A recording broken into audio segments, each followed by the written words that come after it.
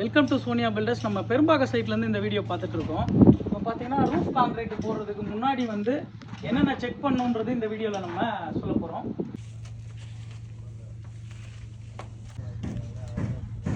Roof shuttering முடிச்சதுக்கப்புறம் வந்து பார்த்தீங்கன்னா இந்த ஷீட்டை வந்து லே பண்ணணும். இந்த ஷீட்டோட பர்பஸ் என்னன்னு பார்த்தீங்கன்னா, காங்கிரீட் போடும்போது அந்த காங்கிரீட் பால் வந்து கீழே போகாமல் இருக்கிறதுக்காக இந்த ஷீட் வந்து தடுக்கும். அதுக்காக இதை லே பண்ணுறோம்.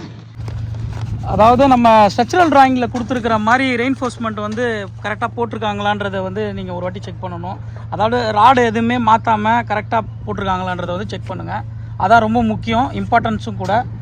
அதுக்கப்புறம் வந்து பார்த்திங்கன்னா இந்த காலமோட லேப் லென்த் இருக்கிற மாதிரி நீங்கள் எப்பயுமே பார்த்துக்கணும். ஒரு 3 அடி 3 அடி இல்லை 2 அடி 2 அடி இருக்கிற மாதிரி ராடுக்கு ஏற்ற மாதிரி டிஃப்ரெண்ட் வரும். அது எல்லாமே இந்த லேப்பிங்கில் ராடு கொடுத்துருக்காங்களான்றதை ஒரு வாட்டி நீங்கள் செக் பண்ணிக்கோங்க.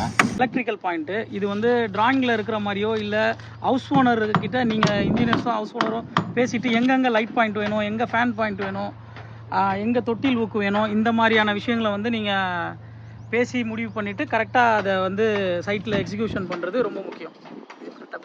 4th பாயிண்ட் வந்து பார்த்தீங்கன்னா கவர் பிளாக்லாம் வந்து கரெக்டாக வச்சுருக்கோமான்றதை ஒரு வாட்டி நீங்கள் செக் பண்ணிக்கோங்க. லாஸ்ட் பாயிண்ட் வந்து இது எல்லாமே செக் பண்ணதுக்கப்புறம் வந்து கரெக்டாக ப்ராப்பராக வந்து கீழே ஜாக்கி ஸ்பேன் எல்லாம் இருக்கான்றதை ஒரு வாட்டி முட்டு வந்து நீங்கள் செக் பண்ணணும். அதுதான் ரொம்ப முக்கியம். அதுக்கப்புறம் இந்த சைட்லலாம் வந்து இழுப்பு இருக்காங்களான்னு பார்க்கணும். ஏன்னா காங்கிரீட் போடும்போது எதுவுமே இறங்காமல் இருக்கிறதுக்காகவும் சைடில் தள்ளாமல் இருக்கிறதுக்காகவும் இந்த விஷயத்தை வந்து நீங்கள் கடைசியாக நீங்கள்